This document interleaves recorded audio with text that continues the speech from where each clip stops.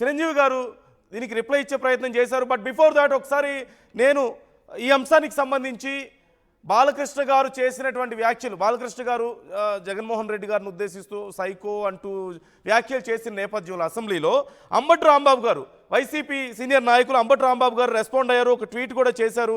ఆయన శ్రీ నందమూరి బాలకృష్ణ ప్రపంచంలోనే అతిపెద్ద సైకో అంటూ ఆయన కామెంట్ చేశారు. కావాలంటే సర్టిఫికేట్ ప్రొడ్యూస్ చేస్తా అంటూ అంబటి గారు చేసినటువంటి కామెంట్, ఆయన చేసినటువంటి ట్వీట్ నేను మీకు స్క్రీన్ మీద చూపిస్తున్నాను. శ్రీ నందమూరి బాలకృష్ణ గారు ప్రపంచంలోనే అతిపెద్ద సైకో అంటూ ఆయన కామెంట్ చేశారు. కావాలంటే సర్టిఫికేట్ నేను ప్రొడ్యూస్ చేస్తా అంటున్నారు. జగన్మోహన్ రెడ్డి గారిని ఉద్దేశిస్తూ బాలకృష్ణ గారు చేసినటువంటి వ్యాఖ్యలు కౌంటర్గా ఇప్పుడు అంబటి గారు చేసినటువంటి వ్యాఖ్యలు మనం చూస్తున్నాం. ఇటు రాజకీయంగాను ఇటు సినిమా ఇండస్ట్రీలోనూ ఇప్పుడు అసెంబ్లీలో చోటు చేసుకున్నటువంటి పరిణామం చాలా పెద్ద చర్చనీయాంశంగా మారుతోంది. ఓవైపు చిరంజీవి గారు తప్పనిసరి పరిస్థితుల్లో దీనికి సంబంధించి రిప్లై ఇవ్వాల్సినటువంటి సందర్భం వచ్చింది. ఎందుకంటే ఆయన కనుక రిప్లై ఇవ్వకపోతే ఖచ్చితంగా ఆయన ఓకే అంటే ఇప్పుడు చేసినటువంటి కామెంట్స్ను ఆయన కూడా అగ్రీ చేసినట్లు అవుతుంది. అంటే ఆయన అవమానించారు, సినిమా పెద్దలను పిలిచి అవమానించారు జగన్మోహన్ రెడ్డి గారు అనే కామెంట్కి ఆయన అగ్రీ చేసినట్లు అవుతుంది. అందుకని ఆయనకు ఎక్స్ప్లెనేషన్ ఇచ్చారు. ఇప్పుడు ఆయన ఎక్స్ప్లెనేషన్ ఇవ్వడం వల్ల ఇన్ని రోజులుగా సినిమా పెద్దలను అవమానించారు, చిరంజీవి గారిని అవమానించారంటూ చాలామంది ఇంక్లూడింగ్ పవన్ కళ్యాణ్ గారితో సహా చేసినటువంటి కామెంట్స్ అన్నిటికీ ఆయన సమాధానం చెప్పినట్లుగా అయింది. నేను మీకు చూపించే ప్రయత్నం చేస్తున్నాను స్క్రీన్ మీద. చిరంజీవి గారు చేసినటువంటి ప్రెస్ నోట్లో, ఆయన రిలీజ్ చేసినటువంటి ప్రెస్ నోట్లో ఈ అంశంలో నా పేరు ప్రస్తావనకు వచ్చింది కాబట్టి నేను ప్రజలకు వివరణ ఇవ్వదలిచాను. రాష్ట్రంలో వైఎస్ జగన్మోహన్ రెడ్డి గారి ప్రభుత్వం ఉన్నప్పుడు సినీ పరిశ్రమకు చెందిన కొందరు నిర్మాతలు, దర్శకులు, ఫిలిం ఛాంబర్ ప్రతినిధులు నా దగ్గరికి వచ్చి సినీ నిర్మాణ వ్యయం పెరుగుతున్న దృష్ట్యా సినిమా టికెట్ల ధరల పెంపుదల గురించి రాష్ట్ర ప్రభుత్వంతో మాట్లాడితే బాగుంటుందని, అందుకు నన్ను చొరవ తీసుకోవాలని కోరారు. అప్పుడు నన్ను కలిసిన వారిలో రాజమౌళి గారు, కొరటాల శివ, త్రివిక్రమ్ శ్రీనివాస్, మహేష్ బాబు, ఎన్టీ రామారావు, డివివి దానయ్య, మైత్రి మూవీస్ వారు, ఇంకా 2-3 ప్రముఖులు కూడా ఉన్నారు అంటూ ఆయన చేసినటువంటి, అంటే వాళ్ళు నా దగ్గరికి వచ్చి అడిగితే నేను వెళ్ళి కలిశాను, నేను కూడా ఇనిషియేషన్ తీసుకున్నాను అనే విధంగా ఆయన మాట్లాడారు. అప్పటి రాష్ట్ర సినిమాటోగ్రఫీ మంత్రి శ్రీ పేర్ని నాని గారితో నేను ఫోన్లో మాట్లాడాను. టికెట్ల ధరల విషయం గురించి మంత్రితో మాట్లాడి చెబుతానని ఆయన నాతో ముఖ్యమంత్రితో మాట్లాడి నాకు చెప్తానన్నారు. ఆ తర్వాత రోజు మంత్రి గారే నాకు ఫోన్ చేశారు. ముఖ్యమంత్రి గారు ముందు మీతో 1-to-1 కలుస్తానని చెప్పారు, లంచ్కి రావాలని చెప్పారంటూ డేట్ ఇచ్చారు. ముఖ్యమంత్రి గారి ఆహ్వానం మేరకు నేను ఆయన నివాసానికి వెళ్ళాను. నన్ను వారు సాదరంగా ఆహ్వానించారు అనేది ఇక్కడ మనం ఖచ్చితంగా చూడాలి. లంచ్ చేస్తున్న సమయంలోనే నేను సినీ పరిశ్రమ ఇబ్బందులను వారికి వివరించాను. ఇండస్ట్రీకి మీకు మధ్య గ్యాప్ ఉందని అందరూ అనుకుంటున్నారని, సమయోచిత అందరం కలిసి వస్తామంటూ ఆయనకి తెలిపానన్నారు. కొన్ని రోజుల తర్వాత మళ్ళీ పేర్ని నాని గారు నాకు ఫోన్ చేసి కోవిడ్ 2వ దశ కొనసాగుతున్నందున 5 మాత్రమే వస్తే బాగుంటుందన్నారు. కాదు నేను 10 మందితో వస్తానని చెప్పాను. దానికి ఓకే చెప్పారు.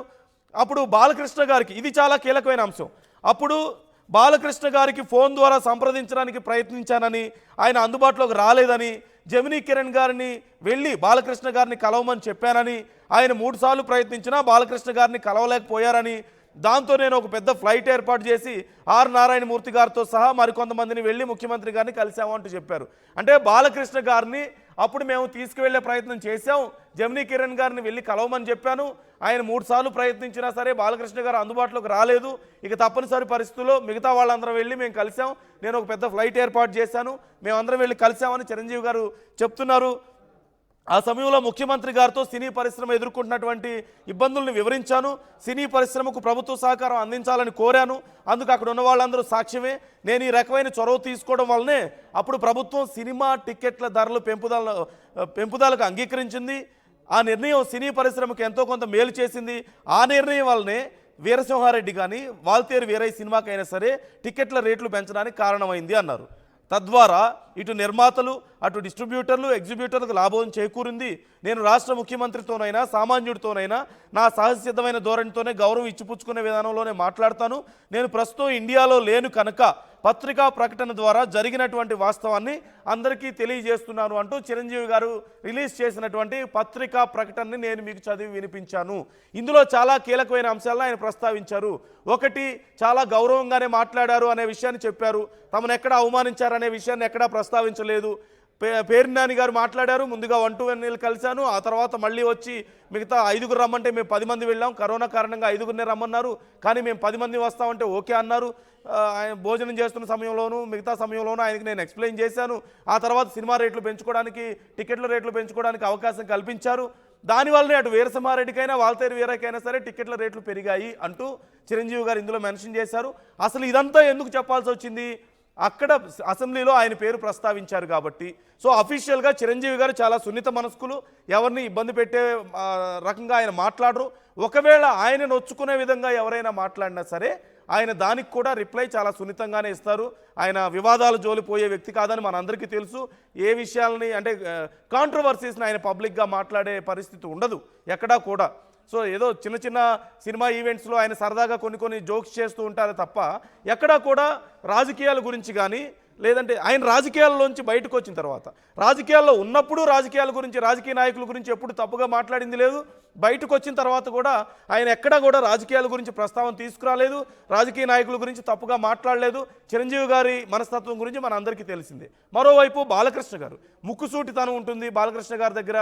ఆయన కొంత చిన్నపిల్లాడి మనస్తత్వం, కొంచెం కోపం ఎక్కువగా ఉంటుందని ఇండస్ట్రీలో అందరూ చెప్పుకుంటూ ఉంటారు.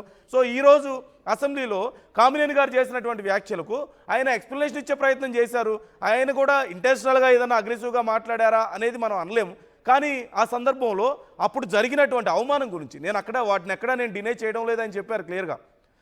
అప్పుడు అవమానాలు జరిగినాయని చెప్పి కామినేని గారు అన్నప్పుడు నేను ఎక్కడా డినై చేయడం లేదు అంటూ బాలకృష్ణ గారు చెప్పారు. అంటే అవమానం జరిగిందని ఆయన చెప్పారు. At the same time Chiranjeevi గారు మాట్లాడితేనే ఆయన దిగొచ్చాడా ఆ కోణంలో మాట్లాడడం మాత్రం కొంతమంది మెగా అభిమానుల్ని కొంత హర్ట్ చేస్తున్నట్లుగా కనిపిస్తుంది.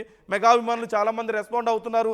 ఈ నేపథ్యంలోనే మరోవైపు జగన్మోహన్ రెడ్డి గారిని ఉద్దేశిస్తూ కూడా బాలకృష్ణ గారు చేసినటువంటి వ్యాఖ్యలు ఇప్పుడు చర్చనీయాంశంగా మారాయి. వైసీపీ కూడా దీని గురించి చాలా రెస్పాండ్ అవుతుంది. ఇప్పటికే అంబటి గారు చేసినటువంటి ట్వీట్ కూడా నేను మీకు చూపించాను. అంబటి గారు చాలా ఘాటుగా రెస్పాండ్ అయ్యారు. అట్ ద సేమ్ టైం కొంతమంది మనకి కాల్ చేసిన వాళ్ళు మాట్లాడుతున్నప్పుడు కూడా కాలర్స్ కూడా ఈ విషయంలో ఇప్పటికైనా చిరంజీవి గారు క్లారిటీ ఇచ్చినందుకు ధన్యవాదాలు అంటున్నారు. ఇన్ని రోజులు చిరంజీవి గారు క్లారిటీ ఇవ్వకపోవడం వల్ల నిజంగానే చిరంజీవి గారిని, సినిమా పెద్దల్ని జగన్మోహన్ రెడ్డి గారు అవమానించారంటూ చాలా సందర్భాల్లో మాట్లాడారు. And we must not forget, గతంలో పవన్ కళ్యాణ్ గారు కూడా ఈ విషయాన్ని చాలాసార్లు ప్రస్తావించారు. పవన్ కళ్యాణ్ గారు సైతం మా అన్నయ్యని అవమానించారన్నట్లుగా మాట్లాడడం కానీ, సినిమా పెద్దలను పిలిపించుకొని అవమానించారన్నట్లుగా మాట్లాడినటువంటి సందర్భాన్ని మనం చూసాం. ఇప్పుడు చిరంజీవి గారు ఇలాంటి ఒక క్లారిటీ ఇచ్చిన తర్వాత ఎక్కడా అవమానించినట్లుగా ఆయన చెప్పలేదు. అలాగే అట్ ద సేమ్ టైం ఆయన చాలా బాగా రిసీవ్ చేసుకున్నారని, చాలా బాగా మాట్లాడారని చెప్పడానికి కూడా మనం చూడొచ్చు.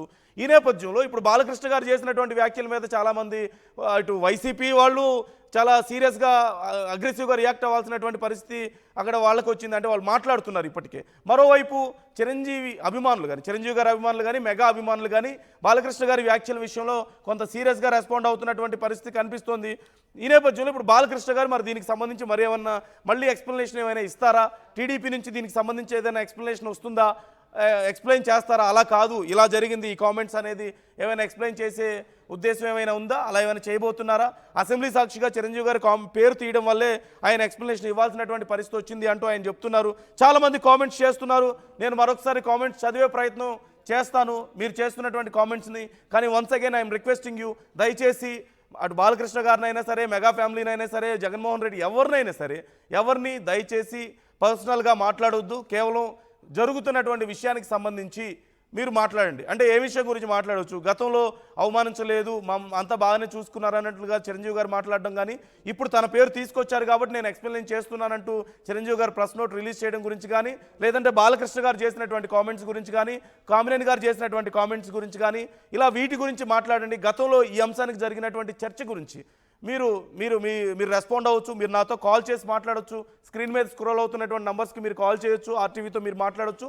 అట్ ద సేమ్ టైం మీరు చేస్తున్నటువంటి కామెంట్స్ని కూడా నేను చదివి వినిపించే ప్రయత్నం చేస్తాను ఒకసారి.